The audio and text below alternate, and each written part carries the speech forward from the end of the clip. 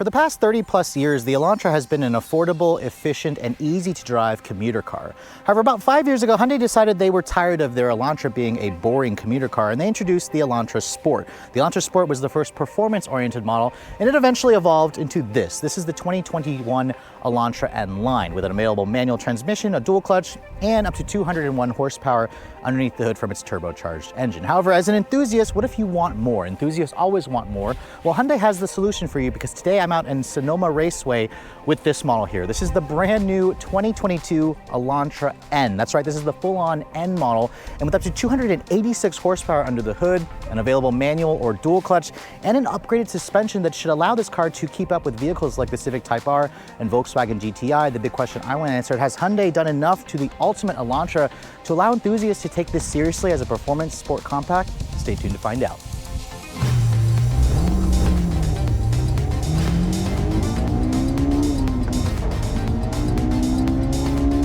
So 200 horsepower in the Elantra N line is fine. However, as an enthusiast, this is what I was looking for. This is the company's upgraded 2-liter turbocharged gasoline direct injection 4-cylinder. It actually has a larger turbo than what Hyundai originally put in the Veloster N, and that's why it makes more power now. 276 horsepower, up to 286 for about 20 seconds when you use the overboost function, and a whopping 289 pound-feet of torque. Those power figures put this vehicle right in between cars like the Volkswagen GTI and the Volkswagen Golf R, so you have significantly more power than a GTI, a GLI, and an SI, but not quite as much power as the current generation Civic Type R or the new Volkswagen Golf R. But still, you get a choice between either a 6-speed manual, which includes an electronic limited slip differential, or an 8-speed wet dual clutch transmission that also has a limited slip differential. That's the one that'll give you launch control.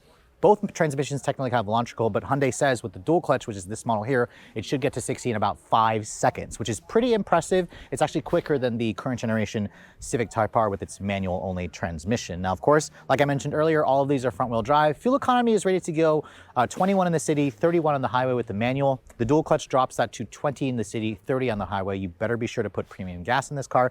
And the Elantra N does weigh a little bit more versus the Veloster N, but not that much more. This vehicle with the manual is around 3,100 pounds. With the dual clutch, it's about 100 pounds heavier. So now that we've talked about the engine, let's talk about the exterior styling of the full-on Elantra N, because the last time I saw this vehicle, it had a bunch of camouflage on it. This was actually last year was the first time that I drove it. Now that Hyundai has finally revealed the full-on production car, let's take a look at what they've done here, because how could you not notice the grille on this car, especially in this particular one with the exterior color with the white, the black grille that kind of extends into the lower front fascia.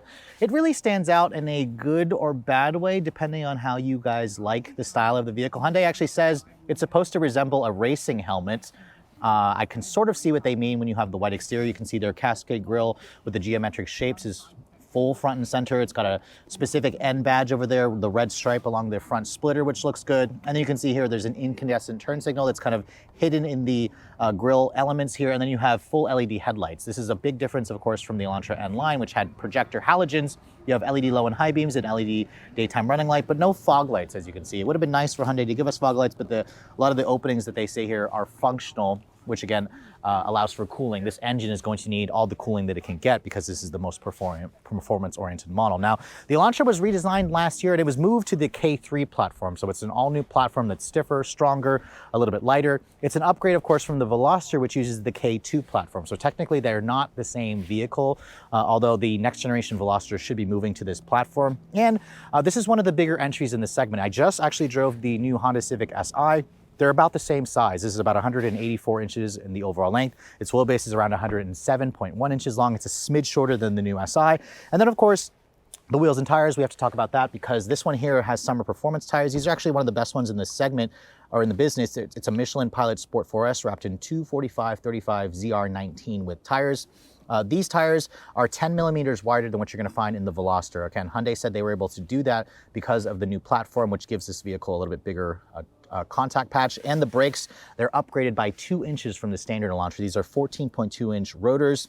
The caliper itself is just a single pit, or is a floating design. They didn't go with a Brembo design because Hyundai said they're trying to reduce the cost. That's the whole point of an N vehicle, is it's supposed to be also affordable, yet still give you the performance that you're looking for. Now, of course, being the N model, it has a couple of styling updates here. You can see black mirrors. The dual clutch model like this one comes standard with a sunroof. I was hoping that Hyundai would offer pano roof, but they still do not do that. And you can see a lot more blacked out trim over here. It's got those interesting geometric shapes. And then at the rear axle, it does have a fully independent suspension that of course has been tuned for N specific duty. The suspension itself is a lot stiffer. We're gonna notice that of course when we get this vehicle out on the track. Now of course, coming to the rear of the vehicle, I actually think the rear is probably the better angle of the Elantra N. I love the spoiler, the wing type spoiler, which is a big departure of course from just the deck lid spoiler on the N line. It looks really good, of course, with the black contrast here with these full LED combination taillights. You can see the actual taillight is an LED, but the turn signal is just incandescent, along with the reverse light. There's a specific N badge over here. And then, of course,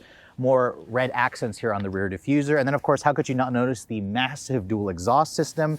Hyundai N models are quickly becoming known for their aggressive sound, and this one is no different. So let's go ahead and fire it up so you guys can hear what that motor sounds like.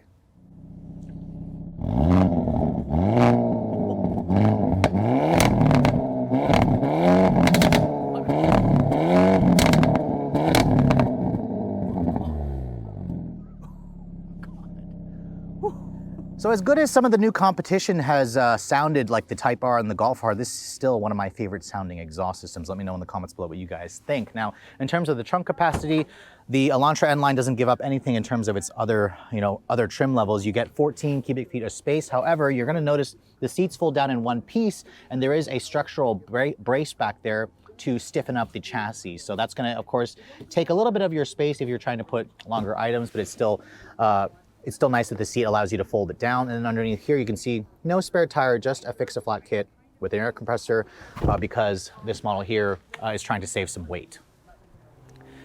So now that we've talked about the exterior of the new Elantra N, let me hop inside and show you guys the specific interior for this vehicle. First thing I want to talk about, however, shutting the door. It has a nice solid sounding thunk. Remember, this is based off of the new K3 platform. Now, this vehicle has its own specific N seat. I think the seats actually come directly from the Veloster N. And the cool thing about these seats, they have a built-in headrest. They also have a logo here that lights up at night. This N logo is attached to the dome light. So anytime you unlock the vehicle or open the door, this lights up to remind you that you're driving a very special car. The seats also are heavily bolstered. I love the suede Alcantara, the performance blue stitching. They are a nice seat and they really hold you well when you're doing enthusiastic track driving. The key fob for the vehicle, you can see it's the newer Hyundai key fob. It does include remote start on this one because this is the dual clutch model. You can also use Hyundai's digital key feature, which is only available still on Android phones. But this key is a nice size, and the button to fire up the engine is right where you'd expect it to be. And then when you turn on the engine, you can hear right away that it has a nice growl to it. It's a really nice sound. And Hyundai also threw the N model some nice technology. You have two 10.25-inch displays here. You can see there's a 10.25-inch display here and another 10.25-inch display here. It's actually one piece of glass, even though there's nothing here, but it's still just one curved piece of glass. It really gives this car's interior an upscale look, which is nice because the materials in here aren't necessarily upscale. You can see the dash here is a soft touch injection molded plastic, but it also feels kind of cheap. I don't like the texturized look. It's hard touch plastic over here, hard touch plastic over here. I kind of wish they'd stitched this grab handle here in some leather. There's some piano black plastic trim. Door panels are also hard touch plastic here on the upper portion. There is that suede Alcantara from the seats that's on the door panel. And then down here where I would rest my elbow, it's slightly padded, but I kind of wish that it was leather stitched, or at least that they put the same suede Alcantara there. It would have been nicer. Window controls also, you have one touch automatic up, down for only the driver's side. Every other window is not a one touch feature, which would have been nice for Hyundai to at least include that. The steering wheel, you can see it's also specific to the N model. It's got a fatter bolster. It's got that same performance blue stitching. There are specific N badges and that NGS button there, which turns on the overboost function. They call it N grin shift. And then the steering wheel itself, you can see it's a tilt and telescoping design. It's got paddles on the wheel, which are metal accented, which is nice. And then the gauge display there, you can also customize the way that looks by cycling between your different drive modes. There's the sport display there, there's the eco, there's the normal, and then if I push the N button here, you can see it gives you a tack front and center, which is specific and nice for performance driving. So this is all very nice. The head unit here, you can see it includes Android Auto and Apple CarPlay. However, you have to use a wired connection. There is no wireless CarPlay. The wireless CarPlay is actually on the N line because it has the smaller 8-inch display. The bigger display does not include that. It also includes factory GPS, which you can see there. Hyundai's GPS system works fairly well. It's one of the easier systems to use. And then if I put the vehicle to reverse, you can see there's the backup camera. It includes trajectory. and it also has parking sensors, but no 360 camera, not necessarily needed for a vehicle like this. So the technology in this vehicle is nice. I like the two displays. I like how it looks great with the two displays kind of meshed together, and it looks like one single display. Down here you can see you have dual zone climate control, you have 3-level heated seats. Hyundai does not offer cooled seats on this model. And then you can see there's a volume knob over here, lots of big buttons to easily understand. And then down here you can see there's a wireless phone charging pad. You have 2 USB ports over there, and then you have the transmission selector for the dual clutch, and then your drive mode selector is over here. And then if you push that button, it'll bring up your backup camera. All the N models also include a specific pull style handbrake, so if you want to do those J turns in the snow or whatnot, this is going to be one of those models you can do it in. And then you can see there's a padded area right here for the center console. Open this up, you can see it's actually a pretty big size center console, but there's no power outlets or USB ports in there. You have to use them over here. Above me you can see there is no LED lighting in this vehicle, although that's something that a lot of owners I suspect will probably change on their own. There's a woven material here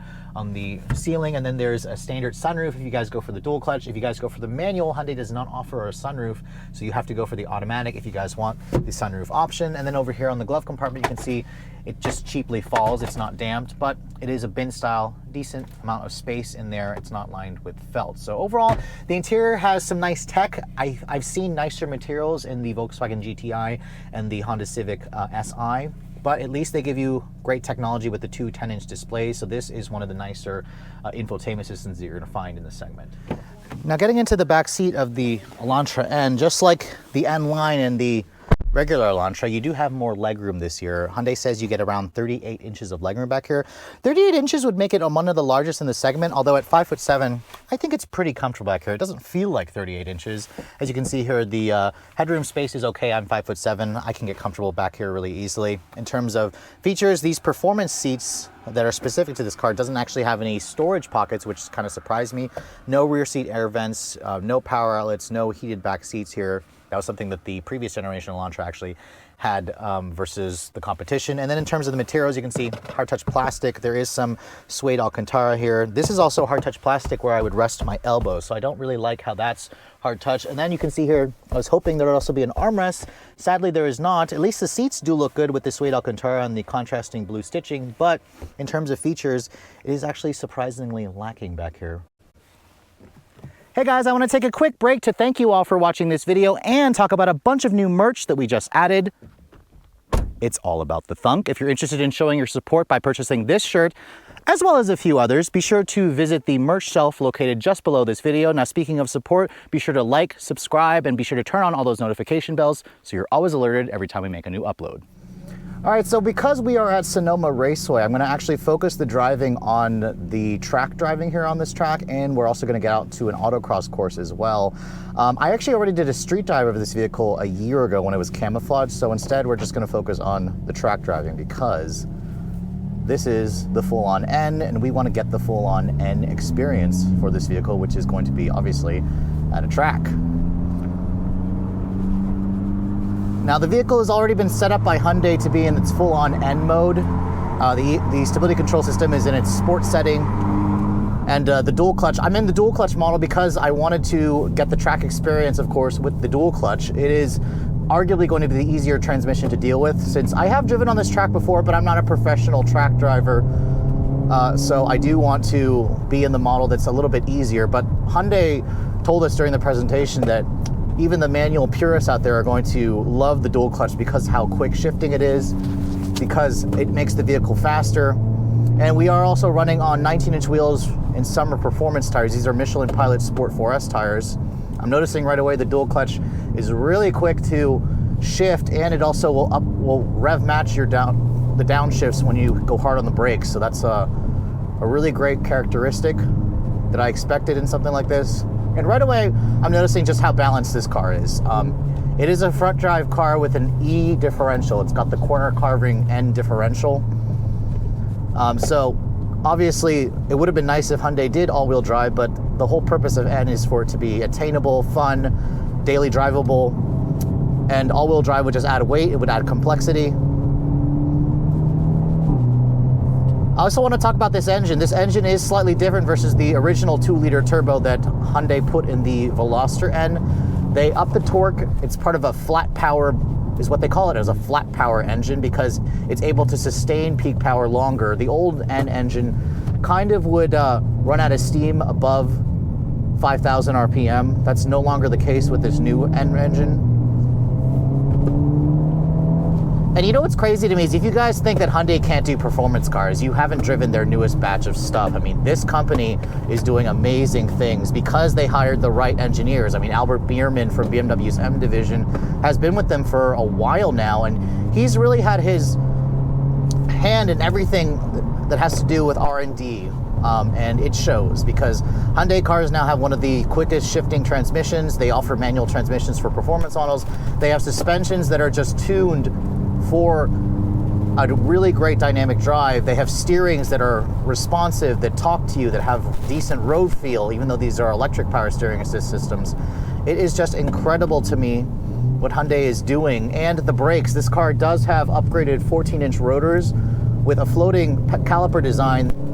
It's not a Brembo system, but it's actually really impressive how Hyundai has managed to keep the price down, obviously, by going with a traditional floating piston system.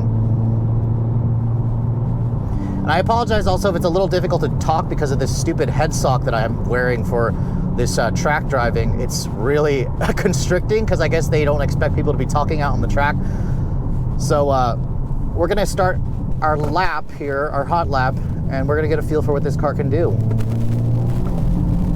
The exhaust system sounds incredible. I love the cracks and the pops and the burbles from the exhaust. It makes Honda Civic Si or Type R drivers green with envy from the noise it makes. The steering is so quick. The chassis just feels very neutral, and also there's very little body lean. I'm just impressed at how little to no body lean there is. The tires offer so much grip. I mean, N is basically born in Namyang but tuned at the Nürburgring. That's what the N is supposed to mean. And this is the third full-on N model. The Kona N was technically right before this car. But I am super excited to see what Hyundai does for their next N models. My foot is hard to the floor here. You can feel the power kick in, 286 horsepower on overboost. Hard on the brakes there. I can feel that the chassis feels nice and secure.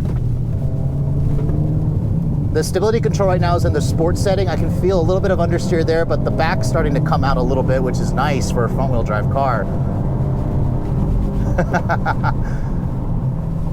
Never think that I'd be on a track here in a Hyundai Elantra. I mean, Hyundai Elantras have been around for a long time now, but they've always been just boring commuter cars, but that is no longer the case. We live in a world where an Elantra can go toe-to-toe with a Civic Type R and a Volkswagen Golf R. It's just an incredible world we live in. If you guys are looking for a performance sport compact,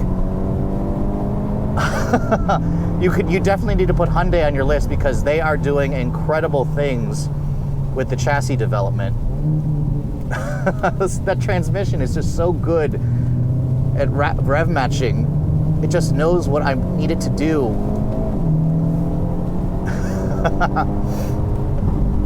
Wow. Hard on the brakes there. The brakes feel good.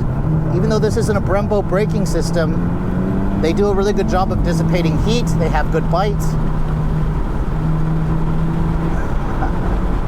The whole point of N is supposed to be the grin on your face. And this car is definitely putting a grin on my face. I was not expecting it to feel this good out on track. Listen to that exhaust. That is hilarious. Foot hard to the floor here, come on. Nice firm shift. What's even crazier is seeing a Kona N in front of me. This is an SUV, which I'm gonna hop into after this car.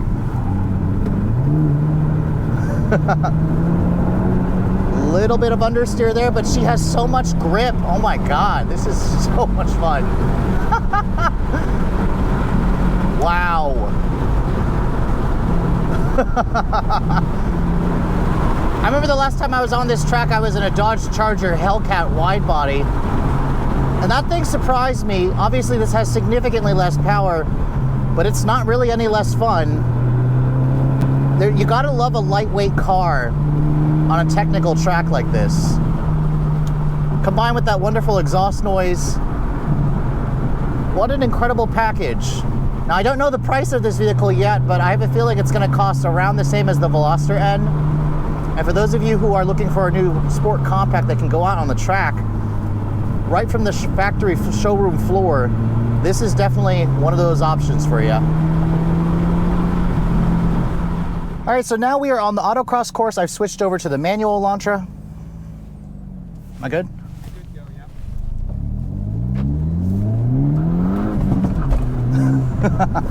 And autocross is probably where this car is going to shine the most. I'm in the manual, which means I can pretty much just leave it in second gear.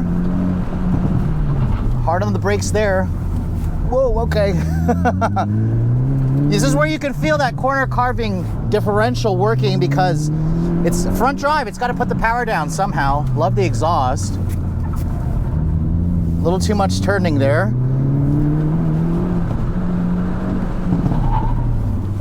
Oh God. Amazing balance. This car just has so much grip. And it lets a little bit of rotation too, which I didn't expect.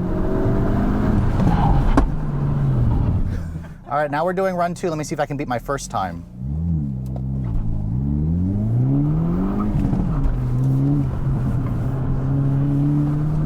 So apparently you need to get into the low 40s or under 40 to do a fast time.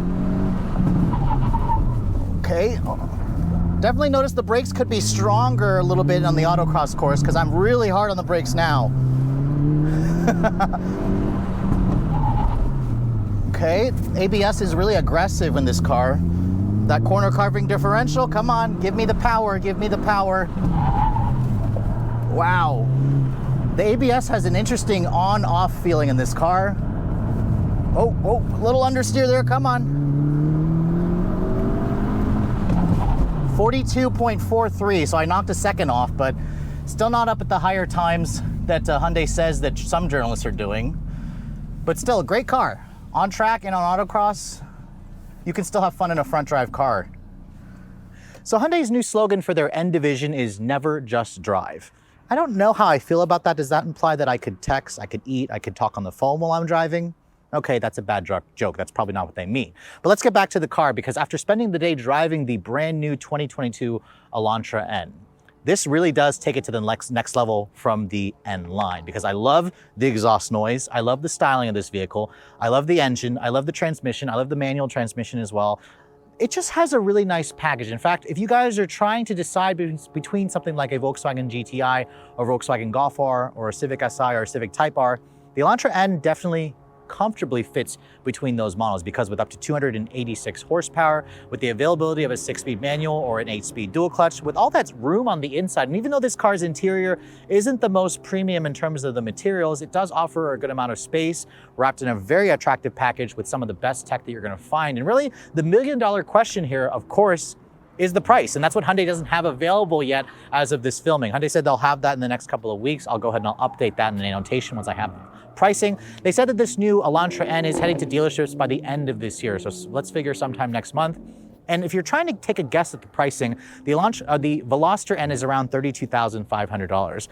I was hearing hints that Hyundai was saying pricing for this model will be right around there. And that puts it really in some competitive spaces because I just drove the new Civic Si, which is around $28,000. The new Volkswagen Jetta GLI is around $30,000. So if this car here, with all of that extra power, nearly 300 horsepower, is around $33,000, it's going to be a bargain. So it really makes the Elantra N a very compelling option against cars like the Volkswagen Golf R and the Volkswagen GTI. But with all that said, I hope you guys have enjoyed my full overview on this brand new 2022 Hyundai Elantra N. If you're also looking to see the latest cars I'm testing, be sure to follow me on Instagram at Redline_reviews, like us on Facebook, and as always, guys, please keep subscribing to the Redline Reviews YouTube channel for all the latest reviews. Thank you so much for watching. I'll catch you all in the next video.